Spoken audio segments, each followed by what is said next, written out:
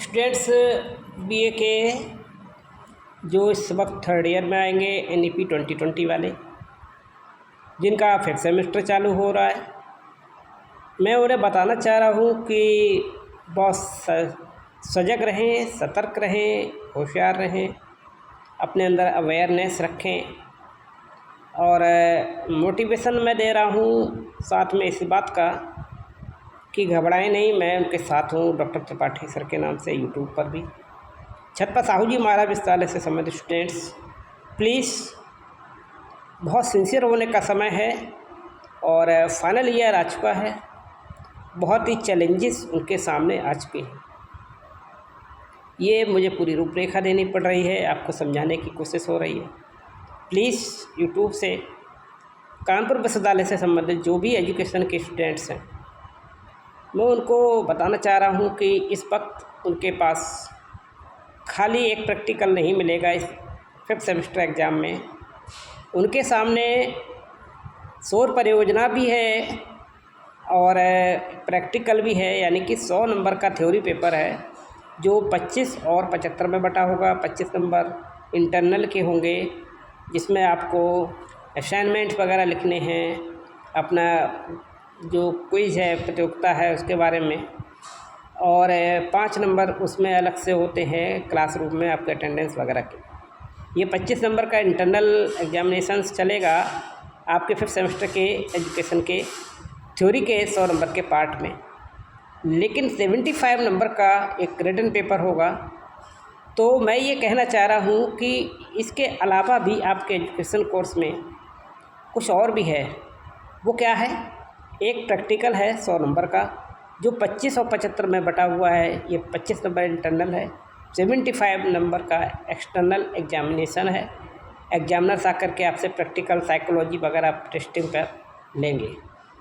लेकिन मैं इसके साथ एक चीज़ और जोड़ना चाह रहा हूँ, चूँकि आप फिफ्थ सेमेस्टर में एक तरीके से नई शिक्षा नीति में शोध के छात्र बना दिए जाते हैं, तो आप लोग इस बात को ध्यान दीजिए कि आपके लिए 100 नंबर का एक प्रोजेक्ट रिपोर्ट भी है इसके अलावा। तो वो शोध परियोजना कहलाती है। तो वो शोध परियोजना क्या है, इसके बारे में मैं आपको अभी डिटेल से थोड़ा सा बताने की कोशिश करूँगा। लेकिन उससे पहले मैं ये बता दूं कि जिन लोगों ने मेरे इस चैनल को सब्सक्राइब नहीं किया वो इस चैनल को भी सब्सक्राइब कर लें, जिससे कि और घंटी जो है वो ऑल पर सेट कर दें, जिससे कि कोई भी प्रॉब्लम ना आ पाए और मेरे से संपर्क में आप बने रह सकें। मैं छत्रपति साहू जी महाराज विश्वविद्यालय से संबंधित, रामनिवास महाविद्यालय से संबंधित या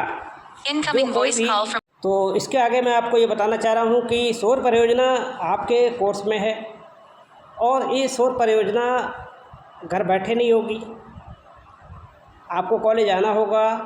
और ये 100 नंबर का जो शोध परियोजना है, इसमें 25 नंबर का इंटरनल और 75 नंबर का शोध परियोजना है। तो इसमें आपको बहुत ध्यान देना पड़ेगा और ये जो है रिसर्च प्रोजेक्ट जो आपको करना होगा, तो बहुत सावधानी से इसे करना पड़ेगा। और इसमें है क्या, ये भी मैं अभी आपको बताऊँगा। तो इसे किसी विश्वविद्यालय का दौरा है आपके कोर्स में इसमें, तो अब आपको उसमें वहाँ जाकर के असेसमेंट करना है कि किसी भी यूनिवर्सिटी में, चाहे वो सरकारी हो या प्राइवेट हो, वहाँ जाना पड़ेगा और वहाँ उसका प्रोफाइल प्रिपरेशंस करना पड़ेगा। साथ में रिपोर्ट भी एक एडमिनिस्ट्रेटिव स्ट्रक्चर पर बनानी होगी। तो ये शोध परियोजना आपका इसी को बेस में रख करके तैयार किया जाएगा। तो ये चीज़ बहुत ये टफ़ है, लेकिन एक चैलेंजिंग है और इंटरेस्ट वाली चीज़ है। अगर आप इंटरेस्ट लेंगे तो मैं आपको बता दूं कि इसमें एक ये जो होती है एक शोध परियोजना, जो एक विस्तारित निबंध होता है और जो विश्लेषण पर, एनालिसिस पर और इवैल्यूएशन पर डिपेंड करता है। और एक किसी क्वेश्चन या एक कोई कथन आपका प्रस्तुत होगा, उस कथन या प्रस्तुति के आप एनालिसिस करेंगे और उसे जस्टिफाइज करते हुए उसका इवैल्यूएशन देंगे। तो ये जो चीज़ है, ये शोध पत्र आपका तैयार करना है। आप अपने गाइड डॉक्टर त्रिपाठी सर के साथ उसे सेट कर सकते हैं। किसी और डिग्री कॉलेज का कोई भी स्टूडेंट होगा, वो अपने एजुकेशन के प्रोफेसर के साथ उसको शेयर करें और अपने संपर्क करें। और अभी से ही अगर लग जाओगे तो आप 2 महीने में इस प्रोजेक्ट को तैयार कर लोगे आसानी से। तो और किसी को कोई भी समस्या आती है तो डॉक्टर त्रिपाठी सर से भी संपर्क कर सकता है, और डॉक्टर त्रिपाठी सर नाम के इस यूट्यूब चैनल को सब्सक्राइब करना होगा, वो संपर्क में मेरे आ जाएगा। और इसमें क्या है कि आपको जो मेन पॉइंट्स तैयार करने हैं वो करना है। सबसे पहला पॉइंट आपको परिचय उसका तैयार करना पड़ेगा। फिर आप जो क्वेश्चन है उससे रिलेटेड साहित्य की समीक्षा तैयार करेंगे, साहित्य ढूंढेंगे, फिर उस पर समीक्षा तैयार करेंगे, उसकी कार्यप्रणाली के बारे में आप बताएंगे, उसका निष्कर्ष निकालेंगे, परिणाम निकालेंगे, चर्चा भी करेंगे, डिस्कशन भी चलेगा उस पर।